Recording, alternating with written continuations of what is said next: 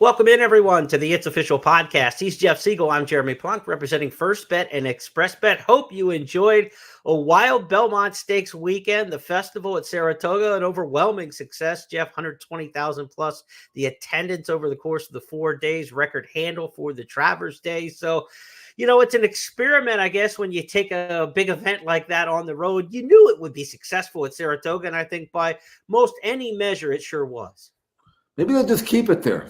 Forget about the new Belmont and just run the Belmont at Saratoga. I mean, if it's kind of like a sneak preview of the meeting that's coming up. Yeah. But it was very successful. The racing was good.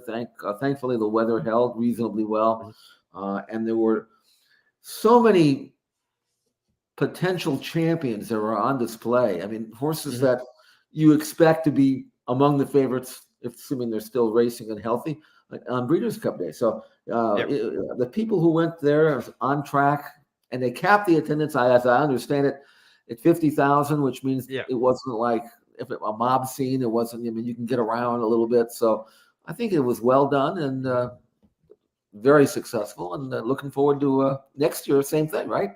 Right. I was at the Spa in 2001 when there was no cap on the attendance for the Travers when Point Given won, and that was their record attendance, over 60,000. That was a crowd, and a lot of people are saying it felt a lot like that on Saturday. It was good to see the energy back at Saratoga. Of course, look, it was a tough year last year. Remember Travers Day with the horse accidents on the racetrack, the horse deaths, and everything that went with it. It is nice to get through a big event and a big series like we did this year in the Triple Crown, where people are talking about the racing and the buzz. And certainly that's what we can take away from this year's Triple Crown series. All right, let's start with our first of 5 topics. As you know, that's how we play it here on It's Official each and every week. So our first topic is to take a look at the Belmont Stakes postmortem. We wrap up each of the Triple Crown races with a little bit of detail here and what we can expect coming out of the races. As Jeff mentioned to me, this is the 18th straight Triple Crown race with 18 different winners. You've got to go back to Justify to find the last time a Triple Crown race winner doubled down in the series. We had the Derby winner, we had the Preakness winner, but we came up with a different one in Dornoch to win the Belmont. 47-1 for the Preakness winner, Seize the Gray, who heads past the half-mile pole, leading over Dornoch, who's been pestering him the entire journey. Antiquarian trying to move up between rivals. Mindframe is just outside of him. He just got his cue, and he's 3.5 lengths off the new leader, Dornoch, who puts his head in front of Seize the Gray. Mindframe moving in. Antiquarian, the Wine Steward, is next. Mystic Dan is still 7 lengths off the lead. Sierra Leone launching his bid on the far outside as the field turns for home. Mindframe on the outside is coming after Dornoch, and it's Mindframe and Dornoch head in head with a furlong left to go. Sierra Leone is closing ground. It's Dornoch hugging the rail. Mindframe a little erratic, but he's still right there with Dornoch in an absolute thriller. Dornoch and Mindframe. It will be Dornoch and Luis Saez to win the Belmont Stakes at Saratoga. Second Belmont win for Luis Saez, won it a couple years ago with Essential Quality. Dornoch was all out here. The final quarter mile, 26 seconds and change. They were tired on the back end of it, and you saw that take a toll on Mindframe, who shied from the whip and ducked out in the stretch and tried to visually re-rally, Jeff. But I thought they were all coming home tired on the back end of this one through some pretty taxing fractions. It's a tough 1.25 miles at Saratoga. You've got to be fit. You got to be able to get the trip. And I tip my hat to a horse that I really didn't give a whole lot of chance to, based on what I thought his last 2 races were and what his ceiling was anyway. I mean, I thought he was a nice horse, but not one to win a classic. But Dornoch, he did the dirty work too. He pressed a hot pace, put away the Preakness winner. And then I sensed a little bit that when he opened up, he might have gotten a little bit of started wandering a little bit. And then if you look at the video, I thought there was a second there where I thought Mindframe was going to get him after he got straightened away. But when he got to him, his momentum was pushed out. He stopped. It was basically quelled. I think Dornoch might have got a little bit complacent, And when he sensed that horse come to him, he kind of reached back a little bit. I thought, I got to tip my hat to him. I thought he ran great. Yeah. He took the heat. He didn't get an easy front running trip. And it also shows you, again, an old horse racing handicapping axiom that horses that are loose in the lead over a wet track can be made look a little better than they really are. And I think that might have been the case with Wayne's horse, because I didn't give him much of a look in this race. I thought maybe the last race was a little flattering to him. This race was not flattering to Dornoch, in the sense that he impressed me for the first time, maybe ever. He impressed me. Yeah, but we were waiting to see. He was one of those horses, of course, the brother to Mage at the end of last year, winning the Remsen, and we thought he was going to be one of the ones. And yeah, he won the Fountain of Youth, but he didn't turn any heads in doing it. He was just okay in the Bluegrass. In the Kentucky Derby, he probably had a license to run farther back than he did after being completely taken out of his game from the rail draw and kind of that shuffle back that happens through the wire the first time. So it was an okay effort in the Kentucky Derby. He certainly didn't lose any kind of reputation in that race, but he didn't gain anything either. You were just kind of waiting to say, like, if this horse is going to be one of the ones in the division, where's it going to come from? There was no tip-off that it was about to come to fruition for Dornoch, but he certainly in this race now announced that he's in the contention as we talk about some of the better horses in the division. We'll do that in just a minute, but let's unpack a little bit more from this year's Belmont Stakes. Mindframe, just the third career start, first time going a mile and a quarter, but the first time going a mile and a 16th, and that was like one of the question marks, right? I mean, his two victories, one of them a mile and a 16th on the Derby Day undercard, that is a big stretch from a mile and a 16th to a mile and a quarter, and maybe that just kind of took its toll when he got hit left-handed in upper stretch. He drifted out from that.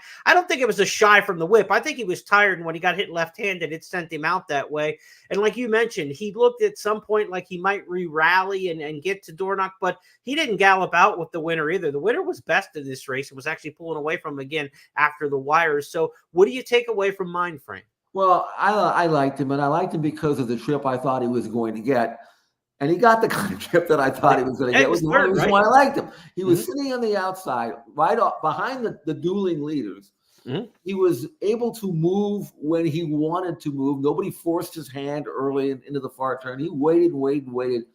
And I do think that when he had dead aim, I thought, well, not only I think he's going to kick on with it because of the trip that he had, but those two horses in front of him are going to give out. One of them did, one of them didn't. So at the price, I thought I made a good gamble, and he got beat.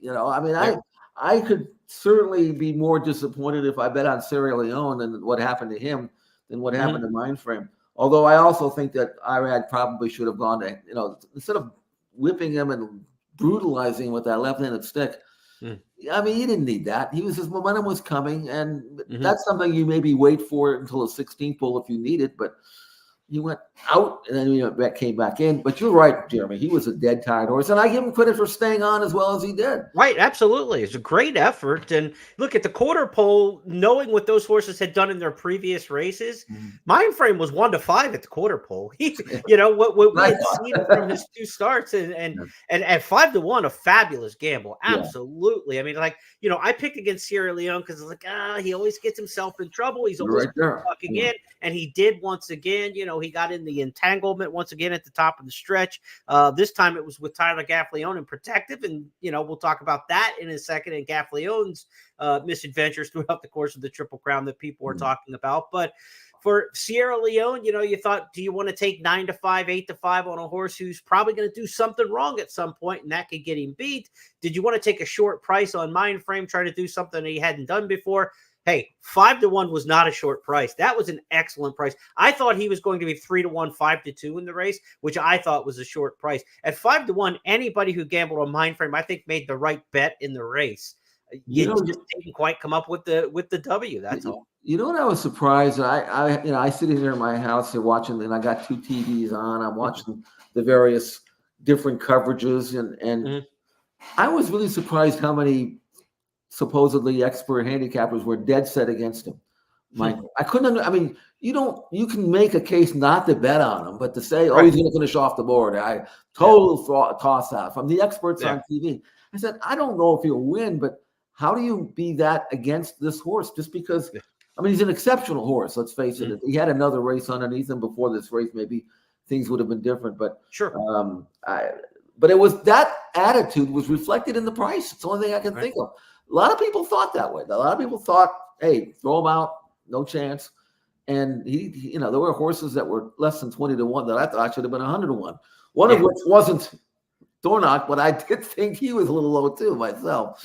They were all under 20 to 1 here. I mean, Exactly. the public will not leave a long shot. Yeah, exactly. We kind of get this, like after a rich strike or a Mind That Bird, you always expect that the Triple Crown win pool public is going to be very cautious about big long shots and kind of cover them all. We're still in that era where nobody, like the Preakness, nobody went hardly above. I want to say the longest shot in the Preakness was something like 14 or 15 to 1. It wasn't much. And in this race, the same thing. You got your money's worth with Dornoch. If people say, well, I couldn't have seen that horse winning.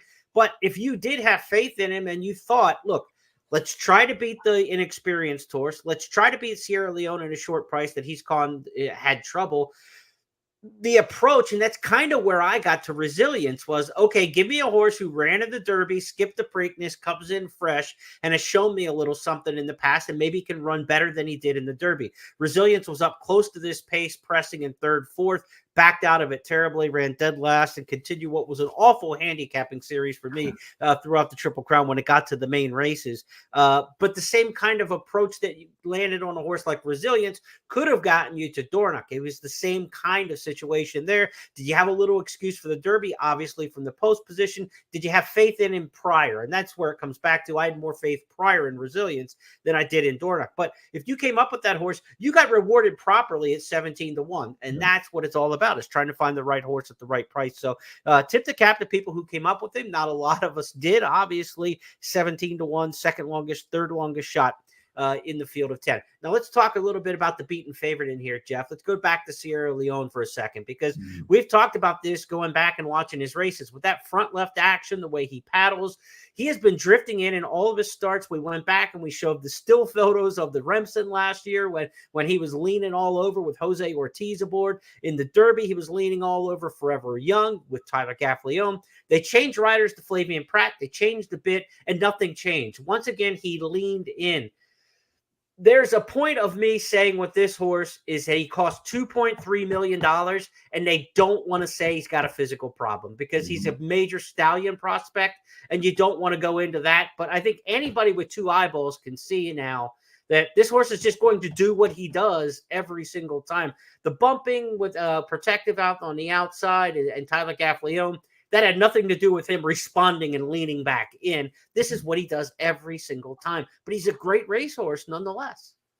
Well, he probably will not reach the level at which he could have reached if he didn't have that issue. Right. And he's also getting to a point where he's the kind of horse that, at least as a gambler, he's going to be a hard horse to take at a short price, which he's probably always going to be. So he doesn't help us, the horse player, any. As for, is there a big win in his future? I guess maybe the Travers would be his best chance. The longer, the better. Usually, by the time the Travers is run, there's a shrinkage of entrance. So that maybe with a smaller field, it'd be a little easier to ride.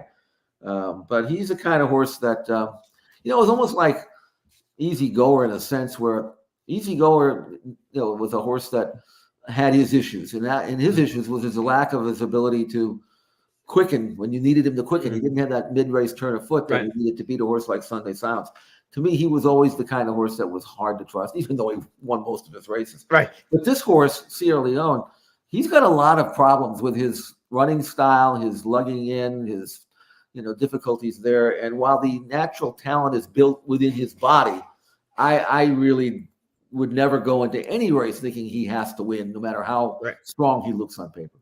Yeah. And I called him a great horse because he's a grade 1 stakes winner. And when you take all the horses that are born, 15, 18,000 of them a year, if you're amongst those that can win grade 1 races in the bluegrass races like that, that makes you a great horse. He's not an all-time great, and anybody who's going, oh my God, I can't believe you called Sierra Leone a great horse. He's not Dr. Fager, settled down there, and that sort of talk. When I say he's a great horse in comparison to what he's running against overall in the crop. He's one of the top 3, 4, 5 horses for sure in this crop of 15 to 18,000 horses. And by that discussion point, that makes him great amongst the 2024 3-year-olds. Yeah, and yet there are a lot of handicappers, a lot of experts, turf riders, whoever, who will still insist that he's the leader in the division.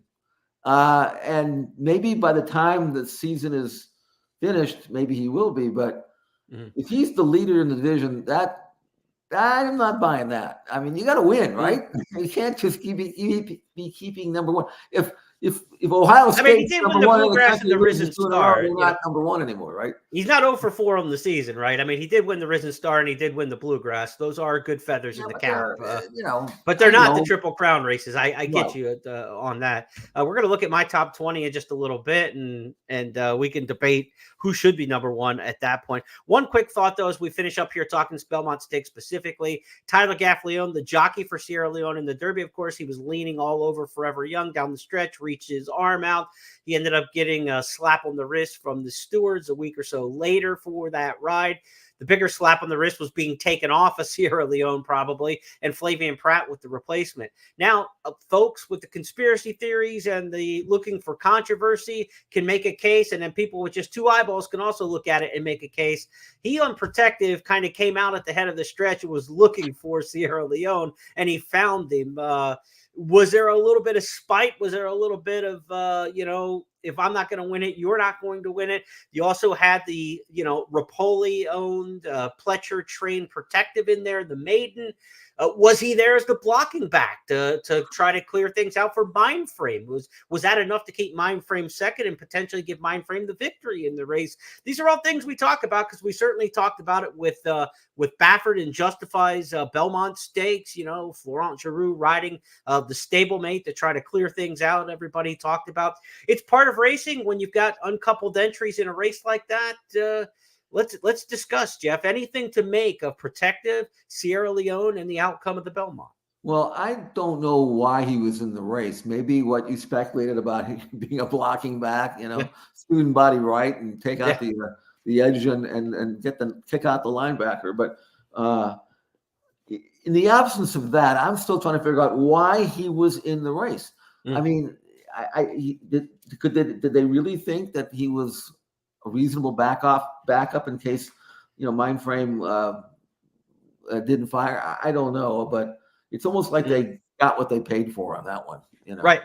So. Yeah, I mean, I'm going to connect the dots, and I'm going to believe that that's why he was in there, and that's I think they got what they were looking for. Pletcher doesn't ride Gaffalione very much.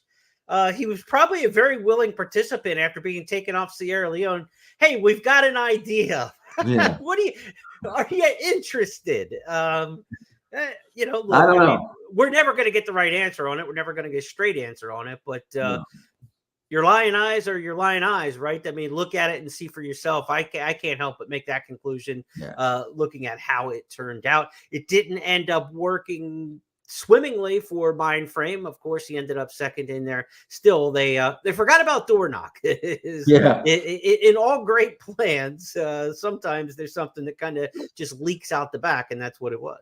Before we go on the next topic, actually, this should be the next topic. So I'll tell you what I'll do. I'm going to wait and ask you this question when we get to the next topic. How about that?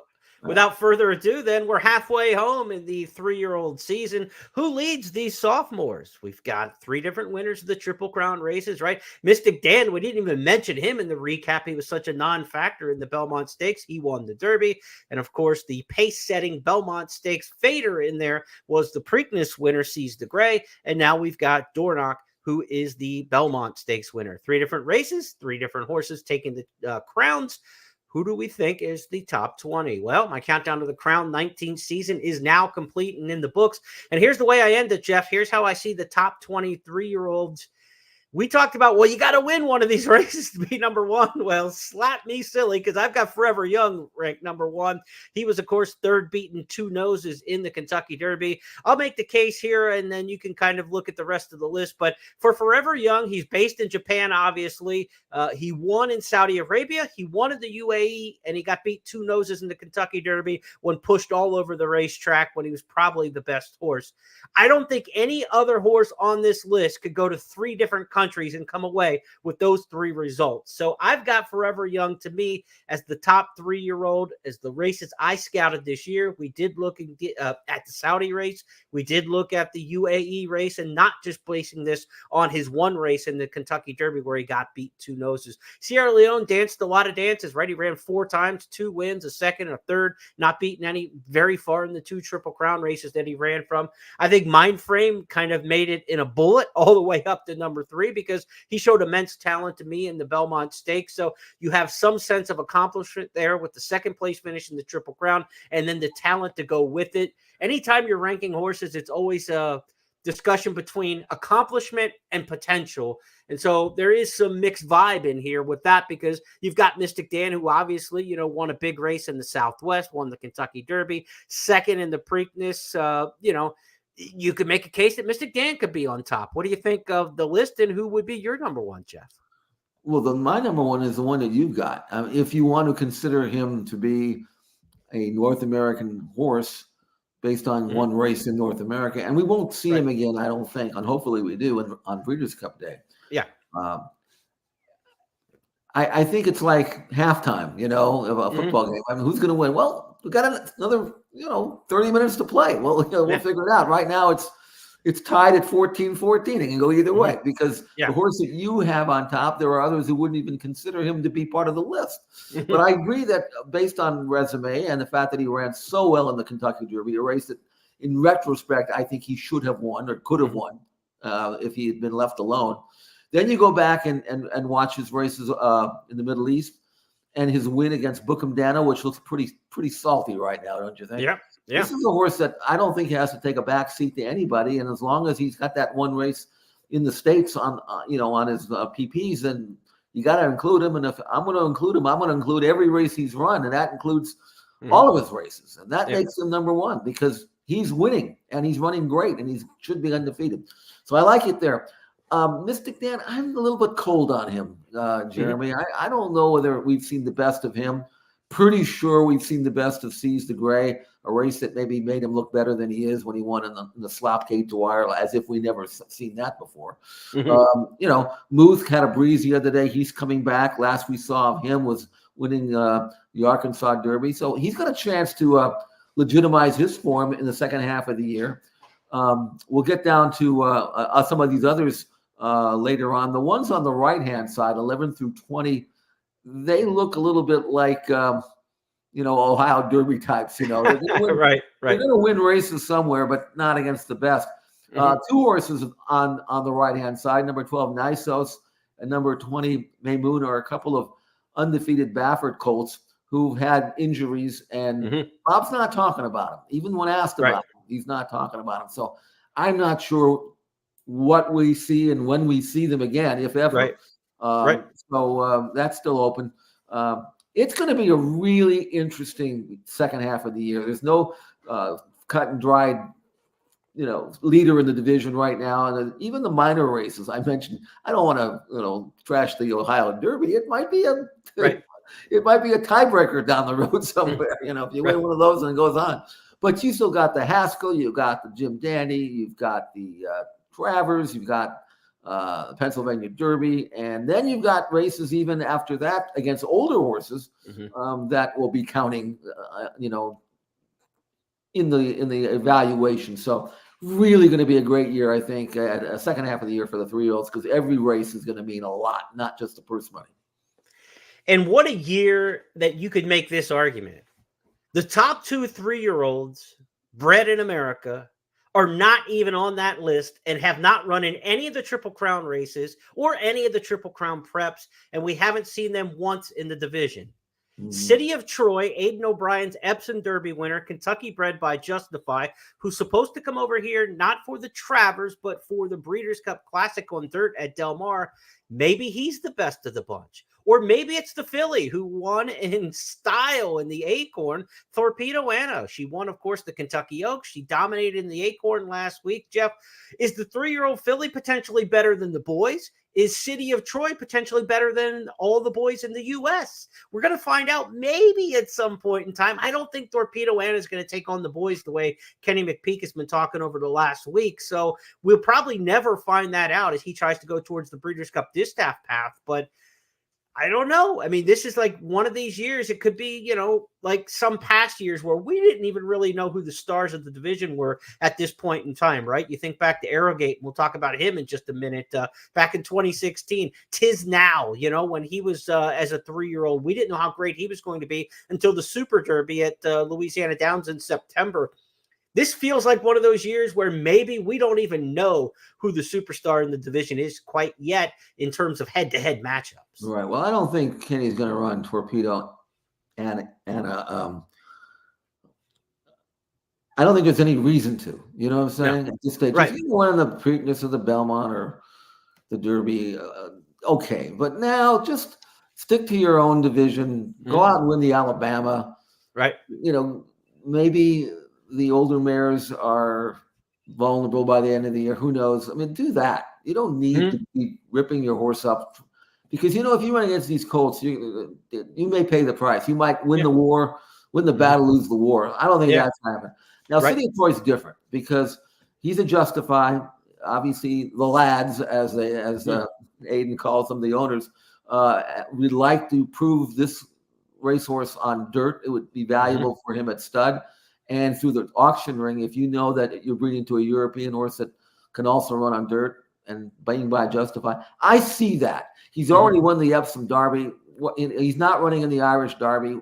Why do the same thing twice? It's not going to further his reputation, I don't think. So I could see that. They were talking maybe about the Travers. I don't think that's happening, but it certainly looks logical that he would come over for the Breeders' Cup at Del Mar. And I think if he does that, you talk about an international classic. If you get Forever Young in there, whatever Americans are there, whether the older horses will, emerge at the end, that could be one of the most interesting gambling races, if not classic races we've seen in a long time. So you're right. It's not just the horses we've seen go through the Triple Crown who may not be as good as they would have been if they hadn't in the second half of the year. And then you've got the new shooters. And we've got a new shooter, I think. I mean, a really good new shooter. We're going to talk about in a minute. That might be part of that group as well. All right. Well, let's go to topic number 3 this week as we advance to Shades of Arrogate. We talked about this, how he had his breakout win in August of his 3-year-old year in the 2016 Travers Stakes. We thought maybe Mindframe was going to have that kind of Arrogate breakout performance for Todd Pletcher in the Belmont Stakes. Turned out that the 1.25 miles was a little soon for that one. And while not thrown to the wolves by any stretch of the imagination, we still might have seen the second coming of Arrogate this past weekend.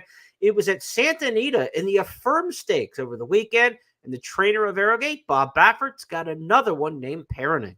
As they turn for home, here is Parenting, presented at the inside to take a narrow lead from Scatify next, then McVeigh, and then Miracle Mark, and they're in the stretch in the Affirm Stakes, and it's Parenting in front. Scatify is back to second. Now Parenting turns it on. Parenting is rolling and drawing off with each and every stride. Here it is, Parenting, and Juan Hernandez in an absolute blowout performance in just his second start. Scatify, Cornell, and McVeigh.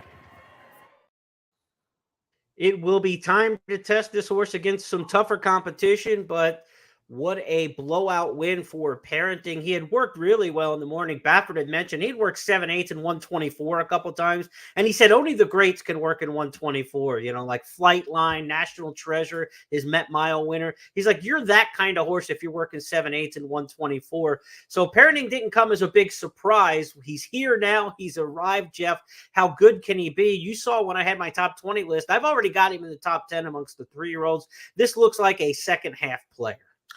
The funny thing about Parenting is, as good a horse as he is, and as fast as he works, he's really not that great a workhorse. He doesn't ever put out in the morning. And that's one of the reasons why, if you can believe this, he wasn't even favored. A Baffert horse not favored with this kind of ability in his debut.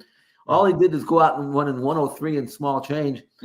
And to me, this is a colt that he's smart. He's kind of like Mind Frame in a way where he doesn't tip his hand in the morning, but he shows up when it matters. Mhm. And while circumstance perhaps got Mind Frame beat in the Belmont, this colt is got a chance because he's got the Travers in his sights too. But he's not going straight into the Travers. Bob will pick out another race for him. This was a listed race off a maiden win, first time around 2 turns. And he beat some decent horses, nothing great. But it's the way he did it. But now Bob can sit back and say, okay, let's circle the date. Travers, how do we want to get there? Well, we're not going to just train him up. Can't do that. It's too far down the road.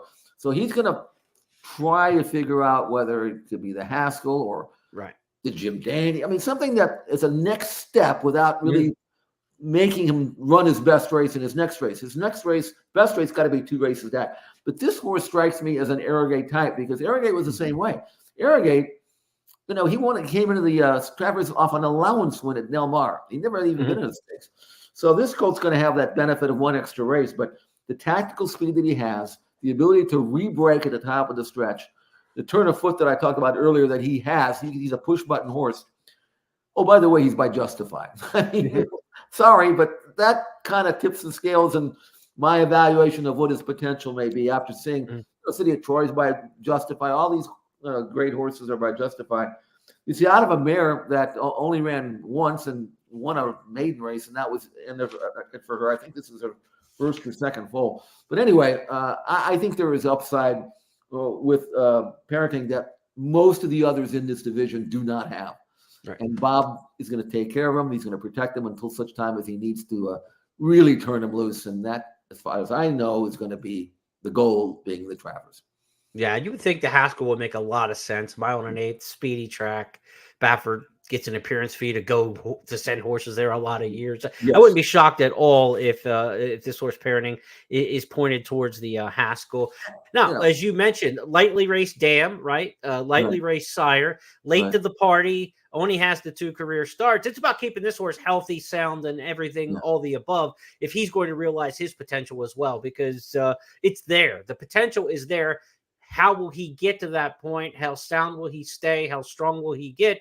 That's what we're going to find out, but that's why the second half of this year is going to be a lot of fun. Usually on the show, we save our stars of the morrow for the last segment on the show, but we're going to fit up in the middle here because this was something a little out of the ordinary. A horse who really in a listed stakes announced himself, I think, as a major grade 1 type. Yeah, one thing that people thing about Justify is that he didn't run past his 3-year-old season, but that was he could have. They just decided that he's a Triple Crown winner. Let's capitalize on that and stand him at stud. He was sound enough to go back in training later in that year and have an unbelievably great 4-year-old season, and they pulled the plug for that reason. So I don't know about. I think the Justifies have been pretty sound so far. I mean, so that'll hopefully bode well for parenting. But good-looking horse. They gave a ton of money for him, and great mover, ability through the roof. That's why I say he might be the next Arrogate, because Arrogate was certainly every bit of that after the Travers, until such time as he went stale the following year for a couple of races. But before that, he was borderline unbelievable. Who could ever forget his Dubai World Cup win? So, maybe will be that.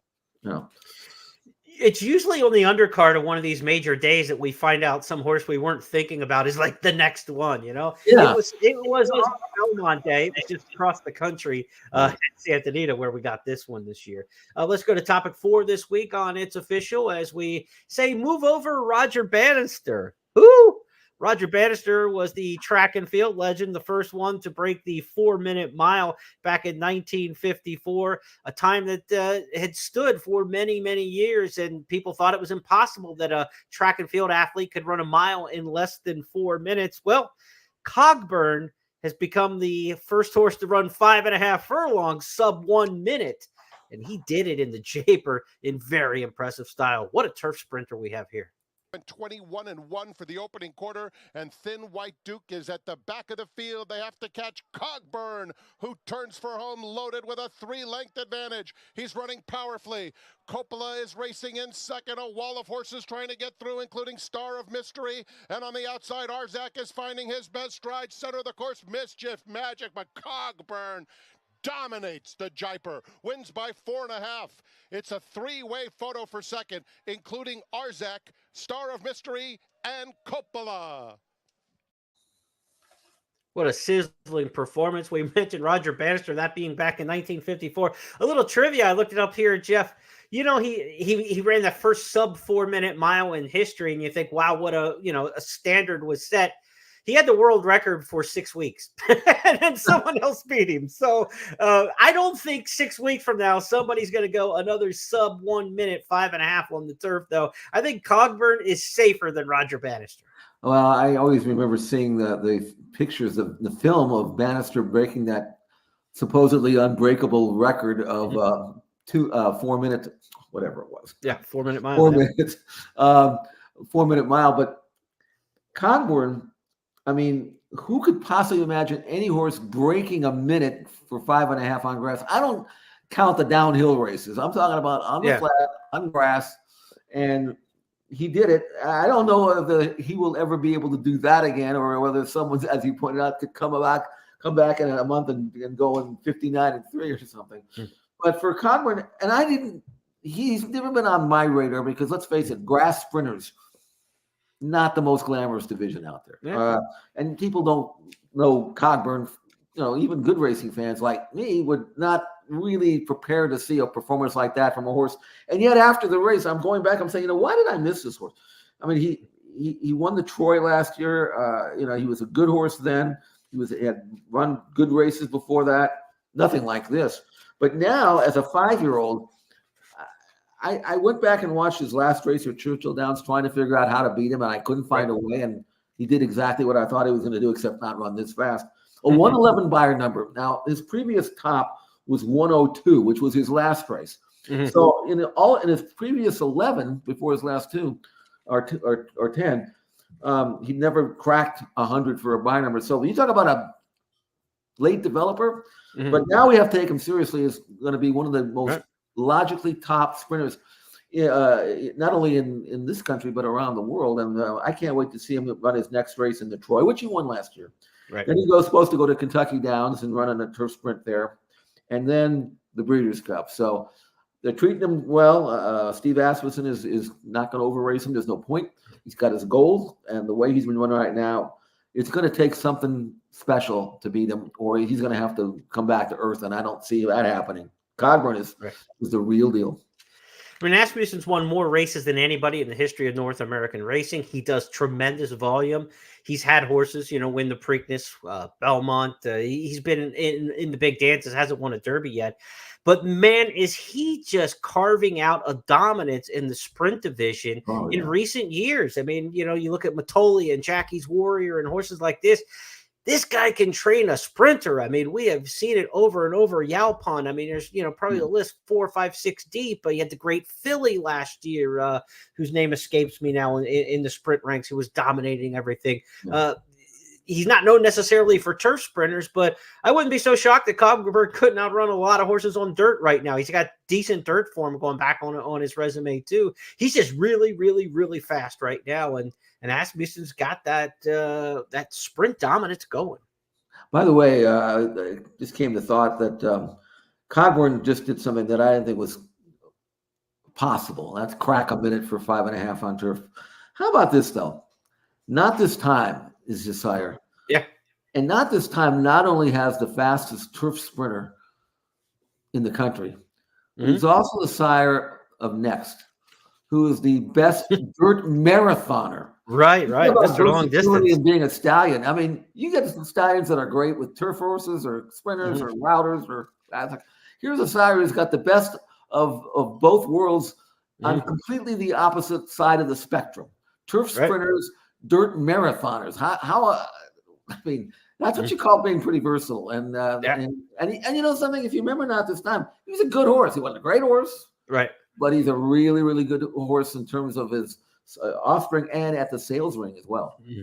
Short career there as well, and his horses are lasting and showing here that as is older horses that exactly they're right. doing well. So, Right. in all fairness, I brought it up with Justify about his short career, not this time very short career, but Right. had the brilliance, and his horses are carrying it over into 4 or 5-year-old type seasons now on the racetrack. Let's go to our fifth topic, final topic this week on It's Official. We had the champions on display at Saratoga, Belmont Stakes Day, and throughout the festival. Really, Saturday's card was star-studded top to bottom. So let's go through some of the other stakes races. We talked about Cogburn. We talked about Dornoch already. Let's go back to Saturday's Met Mile, where it was the Breeders' Cup Classic champion from last year, White Barrio, taking on the Pegasus World Cup and Preakness winner, National Treasure. It was not a 2-horse race. National Treasure has been there every step of the way under Flavien Prat. He's been hounded by Hoist the Gold. These two still well clear of White Barrio, who's asked to get after them now. Castle Chaos at the rail, post time between those two, and Blazing Sevens Trails. They come to the quarter pole. National Treasure trying to fend off this bid, and he's done it. He's opened up 3. National Treasure, in the blink of an eye, has opened up a 5-length advantage with a furlong left to go. White Barrio wanders out in the center of the racetrack. Castle Chaos and post time. It's a 1-horse race. National Treasure and Flavien Prat making short work of the competition, devastating them in the Hillendale Metropolitan Handicap. It was a photo for second between post time and Hoist the Gold. Castle Chaos was next in 135 flat. So the big matchup never materialized because one horse ran off the screen, the other one ran up the track. White Barrio had nothing. National Treasure continues to be one of the most surprising horses that I can recall in recent years, because when he ran through his prep races towards the Triple Crown last year, ineligible for the Kentucky Derby because of Bob Baffert's ban, and then showed up at the Preakness, I thought he was just a horse, kind of all right. You're okay in races like the Lewis or the San Felipe, just okay in the Santa Anita Derby. I didn't see him winning the Preakness last year. Maybe not the greatest Preakness ever, with Mage in there and Blazing Sevens. But since then, if you would have told me he was going to go right to the wire with Cody's Wish, when Cody's Wish swan song race in the dirt mile, if you'd have told me he was going to win the Pegasus World Cup, run well around the world, come back here and win the Met Mile, I did not have that anywhere in the prospectus, I think, when I look for National Treasure. But here we are. He is that good. And he earned this win because it wasn't like they handed him an easy lead. He got head and head with Hoist the Gold, who was a decent horse for sure, better than decent.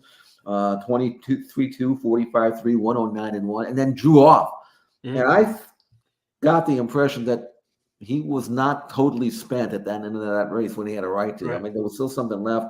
Drew off 1 by 6. And now, again, what do you do with him? And what direction do you want to go in? Do you want to stay with the milers, or do you want to try the 1.5 miles? From what I can see at this stage, the mile dirt race is probably going to be considerably easier. And he didn't win it last year. It'd be nice to get a BC dirt mile win on his resume. Yeah.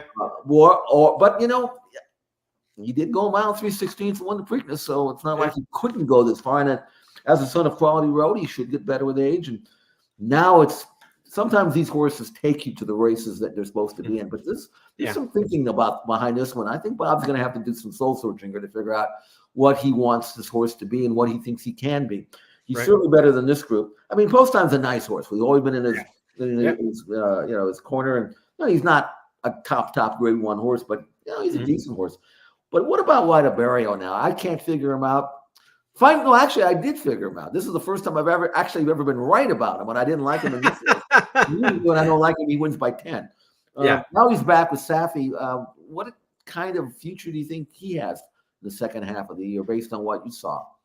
Well, when he won the Florida Derby and then went through the Triple Crown, I never envisioned him the next year winning the Whitney and the Breeders' Cup Classic. So he's kind of 1 year ahead of the plan of what National Treasure's on right now, where like, okay, 3-year-olds, and where the hell did this come from at 4? Now 5, he's just the wheels have come off. Rick Dutro's horses haven't, in his first couple months back, were winning in a big percentage, but he's been ice cold over the last several months. His horses aren't running well. Now the horse gets pulled from Dutro and sent back to Saffie, as you mentioned. Interesting what I think it's E5 Thoroughbreds, I think is the ownership group there with White Barrio. Interesting that you would pull a horse away from the guy who won the Florida Derby with him. Then it's interesting you would pull him away from the guy who won the Whitney and the Breeders' Cup Classic with him and go back to the other guy. So I'm not quite sure. I don't know where White Barrio is, and I don't know. He's had 2 bad ones in a row now, right? His trip overseas was not good either.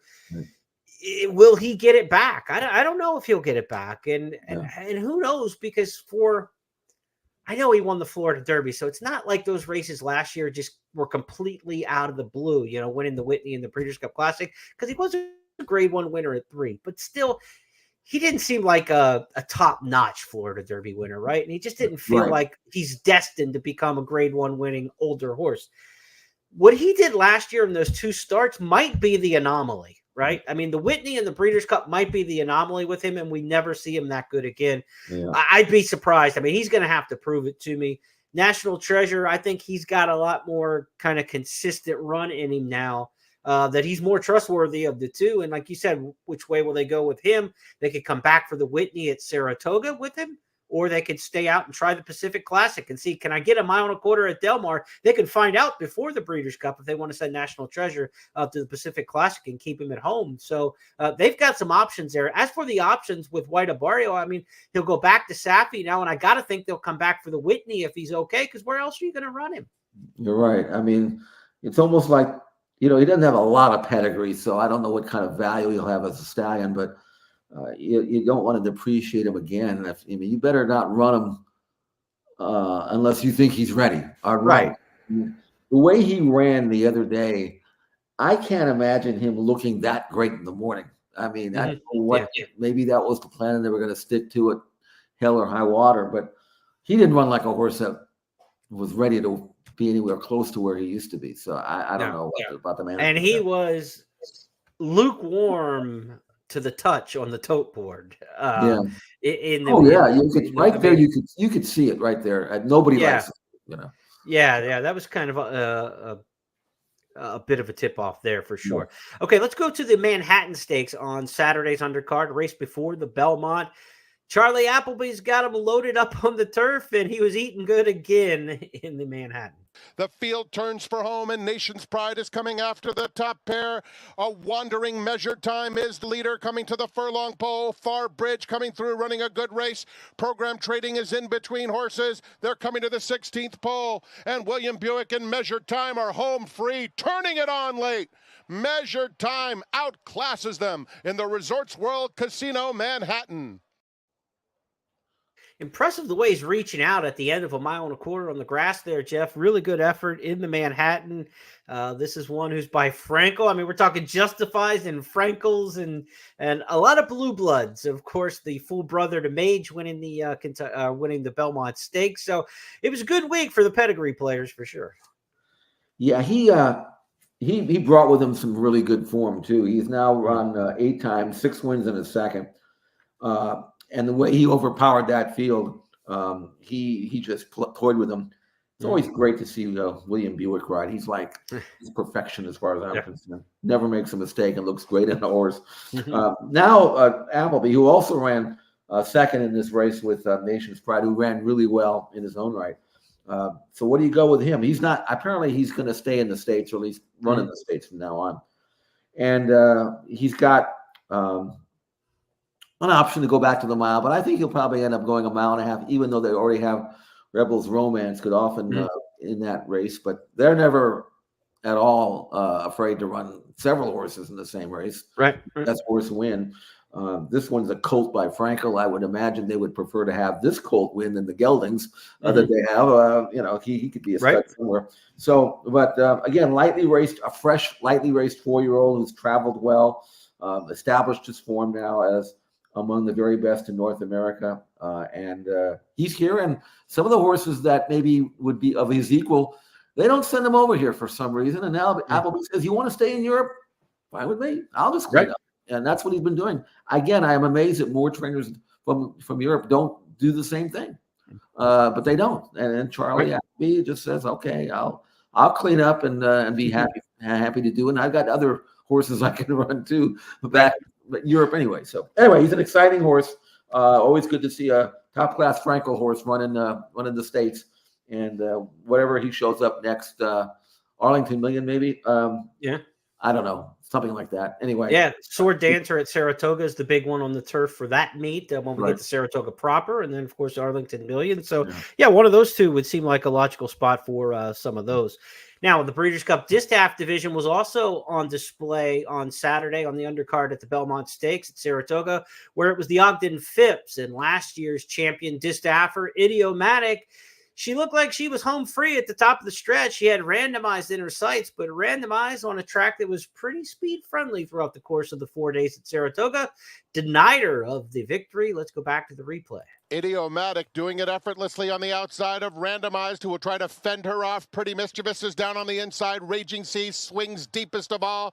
They're at the top of the stretch, and Pretty Mischievous coming after Randomized. On the outside, Idiomatic has a lot of work to do. Randomized digging in. Idiomatic all out. Soul of an Angel has come through on the inside. A 16th to go. Joel Rosario begging Randomized on the inside of Idiomatic. An absolute thriller. Here it is.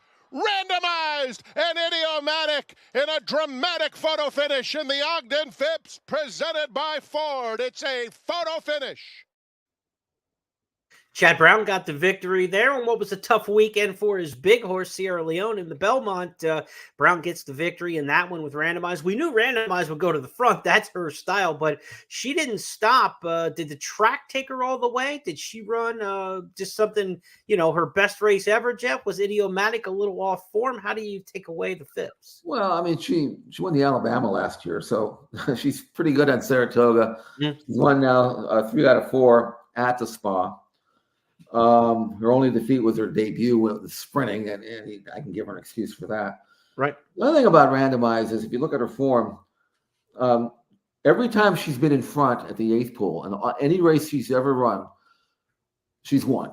So when she's in front of the 8th pole, you better be on top of your game to get by her. It's never been done, and it wasn't done again. And I don't hold anything against Idiomatic. She ran her heart out.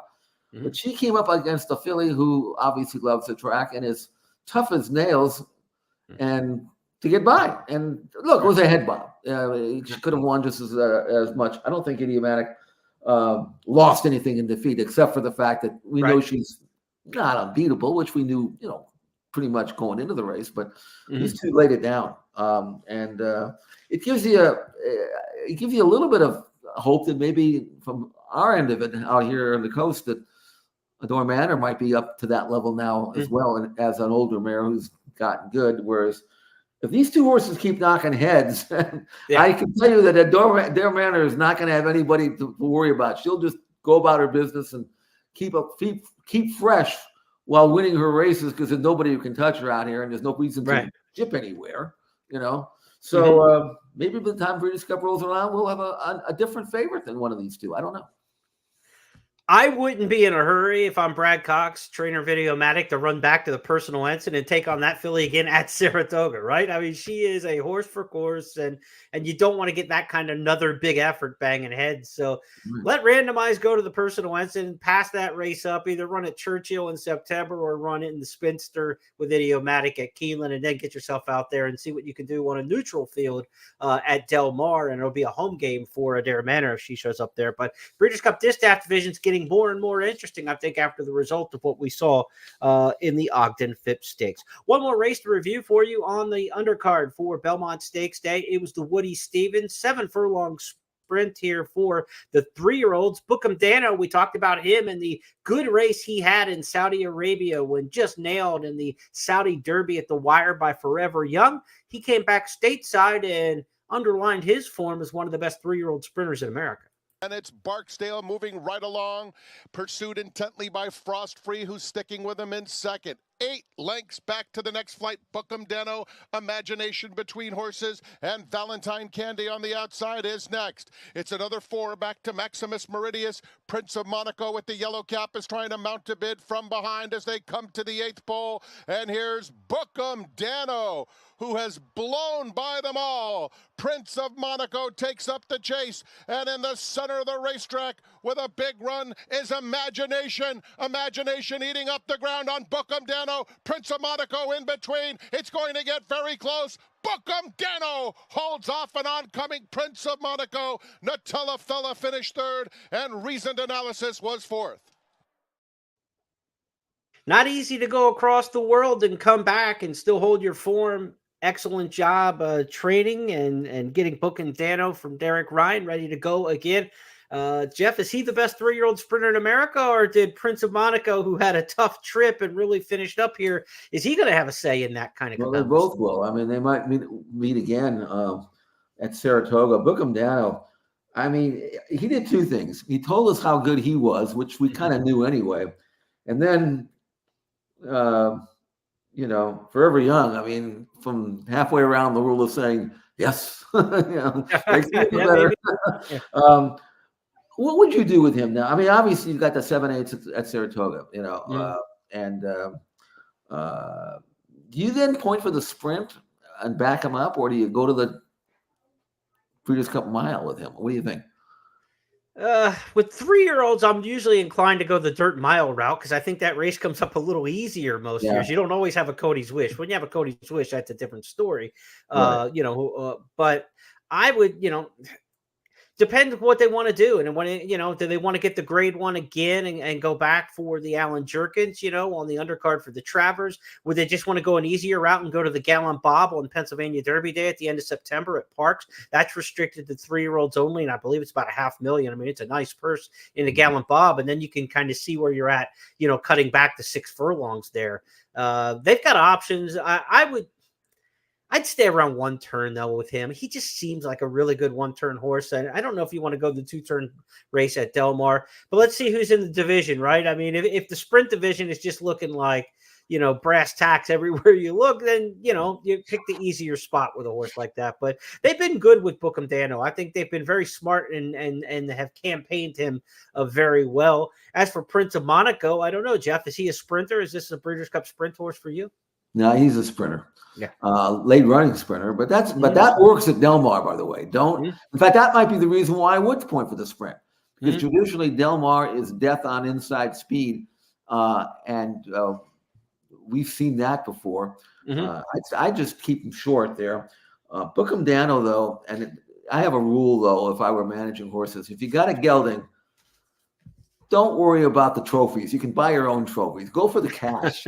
Whatever the money is that you can take. Right. And also race them sparingly because you want them to last till they're 9. And so you train a horse like that a little differently. If you really thought you had a stallion prospect, you wanted to win all these grade 1s, okay, I understand it. It doesn't matter with this horse.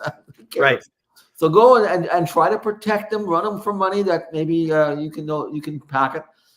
Build up the bankroll and not make him run faster than he has to. That's the way to keep a horse like this going. Yep. That's what they do with the Chosen Brawn out here in California. They sparingly race him. They don't try to do things that you can't do. They tried him once last year in the Breeders' Cup Dirt Sprint, and just the toughest dirt sprint maybe in 20 years. Other than right. But with this horse, I think I would the path of least resistance to keep him going. But he's a remarkable horse. He's a New York bred and all of that, and New Jersey bred. I'm sorry, I beg your pardon. And I think that this is a horse that he deserves more respect than he's getting. If he had won that race in Saudi, I think people would appreciate him a bit more. Sure. One thing also that he's doing, that he's contributing to, and that is he's getting rid of the Euro bounce factor. Right. Not anymore. They go there, they come back, they're just as good as they left. Yeah, he's proven that he can handle the travel. Let's review our topics this week. 5 of them up, 5 of them down. Our Belmont Stakes postmortem. We didn't see Dornoch coming, but we respect what he did. Not handed the Belmont Stakes. He took it and earned it. Halfway home, who leads the division? Jeff and I are both on the Japanese runner, Forever Young at this point, but it is wide open, and maybe even the best 3-year-olds aren't the horses we've seen in the Triple Crown Series. We'll see what we get from Europe with City of Troy potentially by the end of the year, and Torpedo Anna, the filly, how she may stack up when we get to year-end honors. Shades of Arrowgate didn't come from Mindframe in the Belmont Stakes as maybe expected. It came on the West Coast, and it was parental for Bob Baffert, looking sensational and winning the Affirmed. Move over, Roger Bannister, the first guy to run a sub 4-minute mile, just saw a horse run a sub 1 minute, 5.5 furlongs, that being the Steve Asmussen trained Cogburn. A brilliant performance, stole the show on the undercard in the Japer Stakes at Saratoga. And the champions were on display throughout the weekend, the Belmont Stakes Festival at Saratoga. We looked and reviewed several races, including National Treasure's Met Mile, measured time in the Manhattan Stakes, randomized upsetting Idiomatic in the Phipps, and Bookham Dano holding off Prince of Monaco in the Woody Stevens. Those 5 topics are now official because Jeff Siegel and I said so. That's the way we play the game. We're not going to play the game next week, though, Jeff. It's vacation time for the Plonk family, so no podcast next week. We're going to be off. You and I will have our Friday handicapping podcast this week still. First call when we handicap first call this weekend when we handicap some stakes races. But no, it's official, or no first call next week. We will be back on June 25th. So take a little extra time off, kick your shoes off, and enjoy some of that time. And there's also a scheduling announcement, if you will, we want to make, in that we want to wish John White a happy retirement. John retires at the end of the Santa Anita meet. Of course, Santa Anita closes this Sunday with their final day of racing for the winter and into the spring meet here. The Hollywood meet at Santa Anita wraps. John's storied career as a racing official, as a track handicapper, as a morning line maker, TV host with Jeff on HRTV back in the day, and more comes to a glorious conclusion for John on Sunday. And I know, Jeff, you want to wish him well as well. Absolutely. I'm just angry that he didn't take me with him. But he was very great to work with, and I hope he enjoys his time off. I'm sure that he may not know this, but Gonzaga comes down here to play in the Inuit Dome against UCLA in December. I know John's a big Zags fan, so I'm telling John to get his tickets when they come out. All right. They haven't actually scheduled the date yet, but I'll be at that game too. So we'll be on opposite sides there. But enjoy your vacation, Jeremy. Thank you for allowing me to take mine then. I don't go anywhere, but I don't work when Jeremy doesn't work. And if I've got to travel to the beach. You live at the beach, though. So it's like you get vacation every day. That's true. But if he's taking a vacation, that's when I take mine. So thank you for taking it this week. I can use it. After 6 months and a few weeks at Santa Anita, the closing weekend this week at Santa Anita, I'll be wrapping up stuff there, and then I'll be taking a deep breath for a week. So we'll be back in 2 weeks, but we'll still be on Friday. So don't forget about that. We'll leave you with hopefully some winning selections for the weekend stakes. And a shout out for John White, because I know he loves his history. Today, 30 years ago today, it was Tabasco Cat winning the Belmont Stakes for D. Wayne Lucas on this date 30 years ago. Now, one serious note as we wrap up the show, one of our own, a blogger, a podcaster, Chuck Simon, has fallen ill, and there's a GoFundMe account being set up by trainer Carlo Vaccarezza to raise some funds for Chuck in his battle with cancer. And I want to pass this along. If you can and you have the means to do so, please check out on GoFundMe. It's a long URL address here on the screen, and if you're listening on our podcast channels and don't see the URL, just go to GoFundMe and under the search, put in Chuck's name, Chuck Simon, and you'll be able to be taken to that GoFundMe page. As of last look, they've raised more than $65,000 across the horse racing community to help Chuck with his health bills.